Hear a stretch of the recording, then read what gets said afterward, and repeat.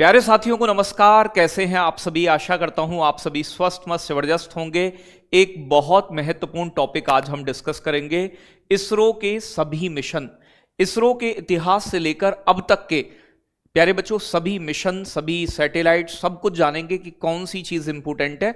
और यहां से हर एग्जाम में एक क्वेश्चन देखने को मिलता है, तो चाहे वो चंद्रयान 3 है, आदित्य L1 है, गगनयान है, चंद्रयान 4, 5, शुक्रयान जाने वाला है, अंतरिक्ष स्टेशन बन रहा है हमारा, इन सभी पर डिस्कशन होगा।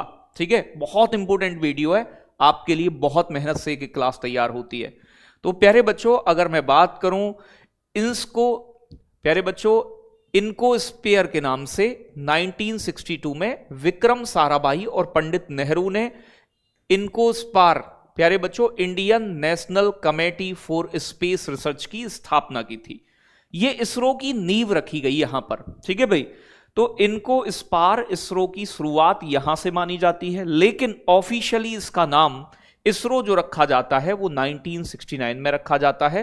15 अगस्त 1969 को प्यारे बच्चों इनको स्पार का नाम बदलकर इसरो कर दिया जाता है, इंडियन स्पेस रिसर्च ऑर्गेनाइजेशन। ये प्यारे बच्चों हमारे प्रधानमंत्री के अधीन अंतरिक्ष विभाग के डायरेक्ट रहती है सीधी, तो प्रधानमंत्री डायरेक्ट इसकी नजर बनाए रहते हैं। मुख्यालय इसका बेंगलुरु कर्नाटक में है, और इसके फादर यानी कि जनक जो कहा जाता है इसरो के या भारतीय अंतरिक्ष कार्यक्रम के जनक डॉक्टर विक्रम, प्यारे बच्चों साराभाई को कहा जाता है। तो डॉक्टर विक्रम साराभाई भारतीय अंतरिक्ष कार्यक्रम के जनक हैं। आप देख सकते हैं वर्तमान, प्यारे बच्चों अगर मैं बात करूं वर्तमान अध्यक्ष कौन है, तो वर्तमान डॉक्टर वी नारायणन इसरो के वर्तमान में अध्यक्ष। तो ये हो गई बेसिक बात। अब बात करते हैं शुरुआत की। जब दौड़ थी अंतरिक्ष में जाने की, उस समय हमारे पास अपना क्रायोजेनिक इंजन नहीं था, और भारत ने यूएसएसआर की मदद से आर्यभट्ट अपना पहला सैटेलाइट 1975 में लॉन्च किया था। ये कई बार एग्जाम में आता है। 19 अप्रैल 1975 को इसे लॉन्च किया गया। भारत के पास तब अपना रॉकेट नहीं था, इसलिए सोवियत रूस यूएसएसआर के प्यारे बच्चों कॉस्मोस 3M रॉकेट के माध्यम से प्यारे बच्चों ये सैटेलाइट लॉन्च किया। ये पूरे तरीके से भारत में बना था। कौन? यानी कि आपका सैटेलाइट। तो सैटेलाइट हमारा, लेकिन रॉकेट जो इस्तेमाल हुआ वो यूएसएसआर का। फिर रोहिणी RS-1 1980 में लॉन्च हुआ। यह भारत की धरती से, भारत में अपने रॉकेट द्वारा लॉन्च किया गया पहला उपग्रह है। तो भैया भारत ने अपने सैटेलाइट से लॉन्च किया था, और इसमें SLV-3 सैटेलाइट लॉन्च व्हीकल 3 का इस्तेमाल किया। इस मिशन के डायरेक्टर रहे थे डॉक्टर APJ अब्दुल कलाम। याद रखना है, भारत के रॉकेट से जाने वाला पहला सैटेलाइट कौन सा था? रोहिणी। बात करें एप्पल की, एप्पल 1981 में लॉन्च हुआ था। ठीक है भाई, तो ये जो एप्पल था ये भारत का पहला कम्युनिकेशन सैटेलाइट था। तो अगर पूछ ले आपसे कि भारत का पहला कम्युनिकेशन सैटेलाइट कौन सा है, संचार उपग्रह, तो वो एप्पल। इसके परीक्षण के दौरान इसे बैलगाड़ी में रखकर ले जाया गया था। ठीक है भाई, डॉकिंग यार्ड तक, जहां से अंतरिक्ष में भेजते हैं श्रीहरिकोटा से, वहां पर। तो इसकी फोटो कई बार वायरल होती है, आपने देखा होगा, तो याद रखिएगा। तो भैया एप्पल जो है पहला कम्युनिकेशन सैटेलाइट रहा हमारा। ठीक है जी। एरियन पैसेंजर पेलोड एक्सपेरिमेंट इसका नाम था पूरा एप्पल का। राकेश शर्मा अंतरिक्ष में जाने वाले पहले भारतीय व्यक्ति बने 1984 में। प्यारे बच्चों सोयूज T11 मिशन के तहत, रूस का मिशन था, ये 3 अप्रैल 1984 को गए। ठीक है भाई, इस समय PM इंदिरा गांधी ने इनसे पूछा था कि ऊपर से भारत कैसा दिखता है, तो इन्होंने कहा था सारे जहां से अच्छा हिंदुस्तान हमारा। तो ये भी एक बेहतरीन बात है, याद रखिएगा। प्यारे बच्चों एक एडुसैट 2004 में लॉन्च हुआ सैटेलाइट है। यह दुनिया का पहला ऐसा सैटेलाइट है जो विशेष रूप से एजुकेशन के लिए समर्पित था, शिक्षा से जुड़ा। इसका उपयोग दूरस्थ शिक्षा, डिस्टेंस एजुकेशन और स्मार्ट क्लासरूम के लिए किया गया था। तो शिक्षा को बेहतर बनाने के लिए दुनिया में पहला सैटेलाइट भी भारत ने ही, इसरो ने ही लॉन्च किया था, जिसका नाम एडुसैट था 2004 में। कल्पना 1 2002 प्यारे बच्चों इसका नाम था पहले मीटसैट 1, मौसम सैटेलाइट था, हमारे मौसम के बारे में जानकारी देने वाला प्यारे बच्चों, इसका नाम 2003 में जब भारत की पहली, भारतीय मूल की थी बेसिकली, अमेरिका के नासा की तरफ से गई थी कल्पना चावला अंतरिक्ष में, तो पहली महिला है भारतीय मूल की, इनकी निधन हो जाता है। इसके बाद अटल बिहारी वाजपेयी ने इसका नाम बदलकर मीट सेट का कल्पना 1 कर दिया था। मौसम की जानकारी देने वाला पहला स्पेशल सैटेलाइट है भारत का कल्पना 1। फिर बात आती है PSLV C57। प्यारे बच्चों, ये एक रिकॉर्ड बनाया था हमने 2017 में, आपको याद होगा। प्यारे बच्चों, रिकॉर्ड था ये। इसरो ने एक साथ 104 सैटेलाइट लॉन्च किए थे PSLV C57 रॉकेट का इस्तेमाल करके, 104 अब तक के सबसे ज्यादा एक बार में। इसमें भारत के सिर्फ 3 थे, बाकी 101 विदेशी सैटेलाइट थे, ज्यादातर अमेरिका के, क्योंकि इसरो सस्ते में कर देता है लॉन्च बेटा। ये रिकॉर्ड बनने के बाद फिर एलोन मस्क की कंपनी स्पेस एक्स ने 143 सैटेलाइट भेजे हैं और ये रिकॉर्ड तोड़ दिया है। तो अब सबसे ज्यादा सैटेलाइट भेजने का record Elon Musk company SpaceX के पास है, 143। चंद्रयान 3 मून मिशन, आप जानते हैं चंद्रयान 3 सफल मिशन था हमारा। लॉन्च कब हुआ? 14 जुलाई प्यारे बच्चों 2023 को। ये लैंड कब किया? 23 अगस्त 2023 को। इसी दिन 23 अगस्त को हमने राष्ट्रीय अंतरिक्ष दिवस घोषित किया है। ये इंपोर्टेंट है परीक्षा के लिए। इसमें किस रॉकेट का इस्तेमाल हुआ था? LMV-3M4, इसे बाहुबली या फैट बॉय रॉकेट भी कहा जाता है। कहां से लॉन्च किया गया था? श्रीहरिकोटा द्वीप, पुलिकट झील, आंध्र प्रदेश के सतीश धवन स्पेस सेंटर, यहीं से हम सैटेलाइट लॉन्च करते हैं ज्यादातर, मैक्सिमम। मुख्य उपलब्धि क्या हासिल की? भारत चंद्रमा के दक्षिणी ध्रुव पर उतरने वाला दुनिया का पहला देश बना। चंद्रमा पर उतरने वाला कुल चौथा देश बना, लैंडिंग करने वाला चौथा देश, लेकिन साउथ पोल पर लैंडिंग करने वाला दुनिया का पहला देश बन गया हमारा देश भारत। इसमें एक लैंडर था जिसका नाम विक्रम रखा गया, जो लैंड हुआ, और उसमें से एक रोवर निकला था। ये एक रोबोट था 6 पहियों वाला जिसका नाम प्रज्ञान रखा गया था। लैंडिंग साइट जहां पर लैंड हुआ था लैंडर विक्रम, उसे क्या नाम दिया गया? शिव शक्ति पॉइंट के नाम से उसे जाना गया। ये परीक्षा के लिए हर बात इंपोर्टेंट है, साइंस एंड टेक बहुत आ रहा है आजकल पेपर में। चंद्रयान 2 जिसे हम मून मिशन के नाम से भी जानते हैं, ये भी मून मिशन था, चंद्रयान 3 से पहले गया था, लेकिन ये उतना सफल नहीं हो पाया, यानी कि सॉफ्ट लैंडिंग नहीं हो पाई। तो ये 22 जुलाई 2019 को लॉन्च किया गया था। लैंडिंग इसने 6-7 सितंबर 2019 को की, लेकिन ये प्यारे बच्चों मतलब 2 किलोमीटर की ऊंचाई पर इसका लैंडर से संपर्क टूट गया और ये क्रैश हो गया। इसमें रॉकेट का इस्तेमाल हुआ था GSLV Mark 3 MK3 M1। तो GSLV MK3 M1 ये रॉकेट पूछ लेता है, पुराने भी रॉकेट पूछ लेता है, तो इन्हें ध्यान से देखिएगा। कहां से लॉन्च हुआ था? श्रीहरिकोटा, वहीं सतीश धवन अंतरिक्ष केंद्र से। परिणाम क्या निकला? ये मिशन आंशिक रूप से सफल रहा, लेकिन ये लैंडिंग से पहले फेल हो गया। इसका ऑर्बिटर जो है, जो चंद्रमा के चारों ओर घूम रहा था, वो चंद्रमा की कक्षा में स्थापित हो गया, लेकिन लैंडिंग नहीं हो पाई। प्यारे बच्चों, इसमें ऑर्बिटर जो था ये आज भी परिक्रमा कर रहा है और चंद्रयान 3 के जो लैंडर है उसके साथ भी संपर्क बनाने में मदद की थी। लैंडर विक्रम जो है, ये विक्रम साराभाई के नाम पर इसका नाम रखा गया था। रोवर इसका भी वही प्रज्ञान, जिसका अर्थ होता है बुद्धिमत्ता, संस्कृत शब्द से लिया गया। क्रैश साइट का नाम, जहां चंद्रयान 2 क्रैश हुआ, प्यारे बच्चों चंद्रयान 2 का लैंडर अपनी छाप छोड़ी, उस जगह को हमने तिरंगा पॉइंट का नाम दिया था। क्या दिया था बेटा? तिरंगा पॉइंट का नाम दिया है। उद्देश्य क्या है इसका लक्ष्य जो है दक्षिणी ध्रुव पर सॉफ्ट लैंडिंग करना था, जो बाद में चंद्रयान 3 ने पूरा किए, ये वो काम नहीं कर पाया था। इससे पहले हमारा चंद्रयान 1 भी जा चुका है। चंद्रयान 1 की डेट पूछ लेता है, 2008 में गया था, 22 अक्टूबर 2008 को। PSLV C11 जिसे एक्सएल वर्जन कहा जाता है, तो PSLV C11 रॉकेट पुराने भी पूछ लेता है। इसकी उपलब्धि क्या थी? ये सिर्फ ऑर्बिटर मिशन था, चांद पर इसे उतरना नहीं था, बस आसपास घूमना था, पानी का पता लगाना था, और लगाया भी इसने। चंद्रयान 1 ने दुनिया को बताया कि चांद पर वाटर मॉलिक्यूल्स मौजूद हैं। ठीक है भाई, तो याद रखिएगा। तो बाद में इसे फिर क्रैश करा के खत्म कर दिया जब काम हो गया हमारा। आदित्य L1 हमारा सोलर मिशन है। ये 2 सितंबर 2023 को आंध्र प्रदेश के श्रीहरिकोटा से लॉन्च किया गया। इसमें PSLV C57 रॉकेट का इस्तेमाल हुआ इंपोर्टेंट एग्जाम के लिए। इसका उद्देश्य सूर्य की सबसे बाहरी परत कोरोना और सौर तूफान, सोलर फ्लेयर जो निकलती हैं, परमाणुओं का तूफान जो निकलता है, उसका अध्ययन करना था। यह कहां स्थापित किया गया? लैंग्वेज पॉइंट पर, जो 15 लाख किलोमीटर दूर है पृथ्वी से।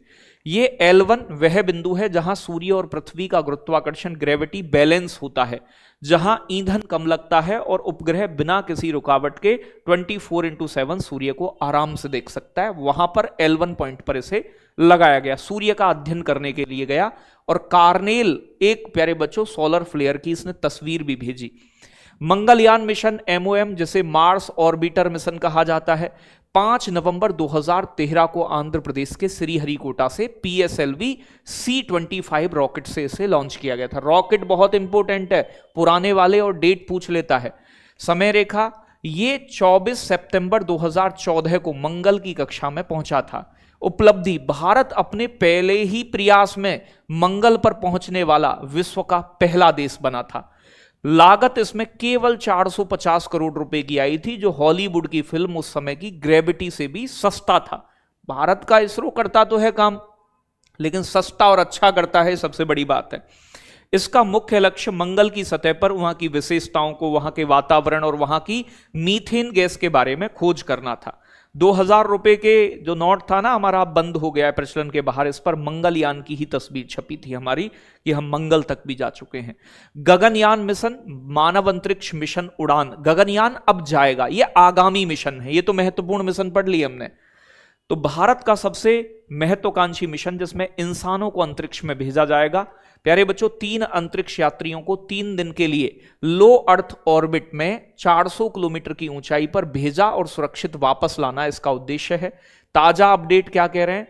ठीक है भाई, कि ये अभी जो है, ये कह रहे हैं पहले मानव रहित परीक्षण किया जाएगा, जिसमें मानव नहीं भेजेंगे। भाई मानव की कीमत ज्यादा है, ऐसा थोड़ी ना किसी को भेज दो, पहले चेक कर लें रोबोट भेज के। तो पहला मानव रहित मिशन भेजा जाएगा, जिसमें व्योममित्र नाम की एक रोबोट, महिला रोबोट को भेजा जाएगा जनवरी 2026 में। इसकी शुरुआत निर्धारित है। और फिर मानव युक्त मिशन, बाद में फिर मानव भेजे जाएंगे, जो 2027 में पहली तिहाई में, मतलब पहले 3 महीने में जाने की उम्मीदें हैं। इसमें 4 वायुसेना के पायलट को चुना गया है, जिसमें प्रशांत नायर हैं, अंगद प्रताप हैं, अजीत कृष्णन हैं और शुभांशु शुक्ला, जो अभी प्यारे बच्चों नासा के एक्सियोम 4 मिशन के तहत भी अंतरिक्ष में जाकर आए हैं, अंतरराष्ट्रीय स्पेस स्टेशन पर। शुभांशु शुक्ला ने हाल ही में एक्सियोम 4 मिशन, जिसमें 4 अंतरिक्ष यात्री गए, अंतरराष्ट्रीय अंतरिक्ष स्टेशन की यात्रा पर। नासा के साथ ये संयुक्त मिशन था। तो ये शुभांशु शुक्ला हाल ही में एक्सियोम 4 मिशन के तहत अंतरराष्ट्रीय स्पेस स्टेशन पर जा चुके हैं। प्यारे बच्चों, जिसे एक्सपोसैट कहा गया है, एक्स-रे पॉलीमीटर सैटेलाइट, ये कब लॉन्च हुआ था? 1 जनवरी 2024 को। रॉकेट PSLV C58 का प्रयोग किया गया। अंतरिक्ष में ब्लैक होल के बारे में जानकारी करना, न्यूट्रॉन स्टार से निकलने वाली एक्स रेज के बारे में जानकारी करना और ध्रुवीकरण के बारे में अध्ययन करना। तो ब्लैक होल, न्यूट्रॉन स्टार, इन सभी के बारे में स्टडी करने के लिए हमने ये मिशन लॉन्च किया है। भारत ऐसा मिशन लॉन्च करने वाला दुनिया का दूसरा देश बना है, नासा के बाद अमेरिका के, जिसने अंतरिक्ष में ब्लैक होल और न्यूट्रॉन स्टार्स से निकलने वाली एक्स रेज की स्टडी के लिए अपना एक्सपोसैट नामक मिशन लॉन्च किया। एक सैटेलाइट मिशन था, इसमें सैटेलाइट भेजी गई। आगे बात करेंगे निसार, वेरी इंपोर्टेंट। निसार जो है नासा इसरो, प्यारे बच्चों, सिंथेटिक एपर्चर रडार जो है, तो ये एक मिशन भेजा गया। ये नासा और इसरो का संयुक्त मिशन है। ये कब लॉन्च हुआ? 30 जुलाई 2025 को। भारत के GSLV F-16 नामक रॉकेट, बहुत इंपोर्टेंट है, याद रखिए। निसार मिशन को किस रॉकेट से लॉन्च किया गया? GSLV F-16 रॉकेट से श्रीहरिकोटा द्वीप के सतीश धवन से लॉन्च किया गया। यह दुनिया का सबसे महंगा पृथ्वी अवलोकन उपग्रह था। तो ये एक सैटेलाइट ही था, लेकिन इसरो नासा का जॉइंट था, जो अर्थ का ऑब्जर्वेशन करेगा। उपयोग इससे भूकंप, भूस्खलन, लैंडस्लाइडिंग, बर्फ पिघलने, सुनामी आने, इन सभी घटनाओं को ट्रैक किया जाएगा। ठीक है भाई। तो ये 12 दिनों में पूरी धरती का नक्शा बना सकता है, इसकी क्षमता है। तो भैया सिंथेटिक एपर्चर रडार जो है, ये बड़ा काम का है, जो भारत और नासा का है। इसका नाम निसार रखा गया है। भारत कि नासा मतलब भारत के इसरो और नासा ने संयुक्त रूप से। आगामी और कौन कौन से मिशन है भारत के, जैसे चंद्रयान 4 सैंपल रिटर्न, चंद्रमा पर लैंड करना, वहां से मिट्टी और चट्टान के नमूने लेना और फिर वापस आना पृथ्वी पर, यह बड़ी काम है। यहां अभी इसरो ने प्यारे बच्चों स्पार्डेक्स मिशन के तहत सैटेलाइट डॉकिंग कराई है, डॉकिंग अनडॉकिंग, जोड़ना हटाना स्पेस के अंदर, तो इसमें यह काम किया जाएगा। इसमें अंतरिक्ष में डॉकिंग अनडॉकिंग की जाएगी, दो हिस्से जुड़ेंगे और अलग होंगे। सीमा कब की है, इसमें आइडिया लगाया है कि भाई इसरो ने और भारत सरकार ने कि 27-28 में लॉन्च होगा, तो भविष्य में उद्देश्य क्या है मैंने आपको बता दिया, एग्जाम में बिल्कुल आ जाएंगे आगामी। चंद्रयान 5 लुम्पेक्स, जिसका नाम लूनर पोलर एक्सप्लोरेशन रखा गया है। चंद्रयान 5 वास्तव में इसरो और जापान, अभी हमने जापान के साथ समझौता किया है, एग्जाम में जरूर आएगा। चंद्रयान 5 में भारत और किस देश की अंतरिक्ष एजेंसी मिलकर काम करेंगी, ठीक है भाई, तो जापान की जाक्सा और भारत की इसरो मिलकर इस मिशन को करेंगे, लुम्पेक्स के नाम से जाना जाता है, ठीक है भाई। तो याद रखिएगा, इसमें लैंडर जो होगा इसरो द्वारा होगा और रोवर जो होगा वो जापान द्वारा बनाया जाएगा, जाक्सा द्वारा। चंद्रमा के स्थायी रूप से मतलब छायांकित क्षेत्र जहां पर शैडो बनी रहती है, उसमें पानी की मात्रा और क्वालिटी का पता करना उद्देश्य रहेगा। यह मिशन 28-29 के आसपास जापान के H3 रॉकेट से लॉन्च किए जाने की संभावना है, क्योंकि बीच में बहुत सारी चीजें बदलती हैं, अभी के हिसाब से ये डेटा है। इसका रोवर चंद्रयान 3 के प्रज्ञान से बहुत बड़ा और उन्नत होगा, जो जापान द्वारा बनाया जाएगा। यह सतह में छेद कर कर वहां से नमूने भी लेकर आएगा, पानी के और बाकी चीजों के। भारतीय अंतरिक्ष स्टेशन बनेगा, जैसे 400 किलोमीटर की ऊंचाई पर कई सारे यूरोपीय देशों ने और अमेरिका की एजेंसी ने मिलाकर इंटरनेशनल स्पेस स्टेशन बनाया, अंतरिक्ष में घर एक तरीके से, जहां अंतरिक्ष यात्री जाकर, वैज्ञानिक जाकर शोध कर सकते हैं, नई चीजों पर काम कर सकते हैं। तो भारत अपना अंतरिक्ष स्टेशन बना रहा है। इंपोर्टेंट बात है ये, कब की समय सीमा है कि इसके अलग अलग टुकड़े भेजे जाते हैं बेटा। तो पहला जो इसका मॉड्यूल जाएगा वो 2028 में जाएगा।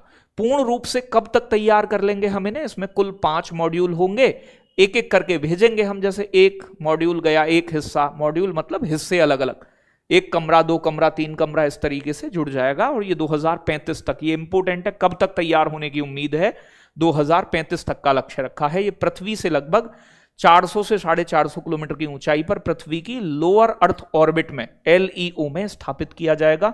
इसका वजन लगभग 20 से 30 टन होगा। यह अंतरिक्ष जो इंटरनेशनल स्पेस स्टेशन है उससे छोटा होगा, लेकिन भारत का अपना होगा। शुक्रयान, जिसे वीनस ऑर्बिटर मिशन कहा गया है, तो इसका उद्देश्य इसे लॉन्च किया जाएगा। अभी उम्मीदें हैं कि इसे मार्च 2028 में लॉन्च किए जाने की मंजूरी दी गई है, लेकिन बीच में कई बार बाधाएं आ जाती हैं। तो शुक्र के घने वातावरण, बादल, वहां की स्ट्रक्चर, ज्वालामुखी एक्टिविटी, वहां की वॉल्केनिक एक्टिविटी, इन सभी को देखने के लिए प्यारे बच्चों जा रहा है आपका शुक्रयान 1। कब जाएगा, मार्च 28 में। इसे किससे लॉन्च किए जाने की संभावना है, LVM-3 लॉन्च व्हीकल मार्क 3 जिसका नाम है, रॉकेट द्वारा लॉन्च किया जाएगा, जो शुक्र की कक्षा तक ले जाने में भारी पेलोड को क्षमता रखता है।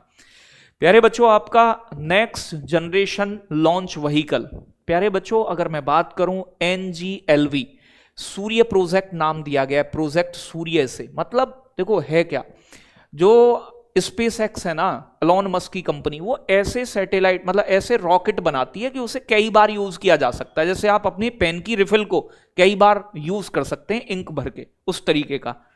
तो जैसे भारत के PSLV और LMV-3 के बाद अब इसरो पुनः प्रोयोज रॉकेट, रीयूजेबल रॉकेट की दोबारा से यूज किया जा सके, ऐसा रॉकेट बना रही है। इससे इसरो का काफी खर्चा बचेगा, जिसे नाम दिया गया है नेक्स्ट जनरेशन लॉन्च व्हीकल, ठीक है जी, जिसका नाम प्रोजेक्ट सूर्य है। प्रोजेक्ट सूर्य के तहत इस रॉकेट का इस्तेमाल कर रहे हैं। जैसे एलोन मस्क की कंपनी स्पेसएक्स रीयूजेबल रॉकेट बनाती है, दोबारा यूज कर सकते हैं, तो उसमें खर्चा कम आता है। ये भारत के आगामी अंतरिक्ष मिशन, जैसे अंतरिक्ष स्टेशन का मिशन है, इसके निर्माण में 2040 तक चंद्रमा पर मानव भेजने के लक्ष्य को पूरा करने में महत्वपूर्ण भूमिका निभाएगा। रीयूजेबल रॉकेट रहेगा हमारा। रॉकेट विकास, भारत के कौन कौन से रॉकेट बने, इनके फुल फॉर्म एग्जाम में आते हैं। SLV-3 सैटेलाइट लॉन्च व्हीकल 1980 के दशक में एक छोटा 40 किलो वजन ले जाने वाला एक रॉकेट हमने सबसे पहले बनाया था SLV। लेकिन ये इंपोर्टेंट नहीं है, ये दोनों इंपोर्टेंट हैं।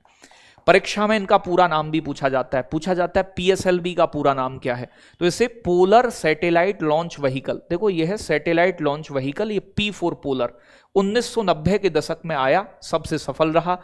इसे इसरो का वर्क हॉर्स कहते हैं। चंद्रयान 1 मंगलयान इसी से लॉन्च किए गए थे।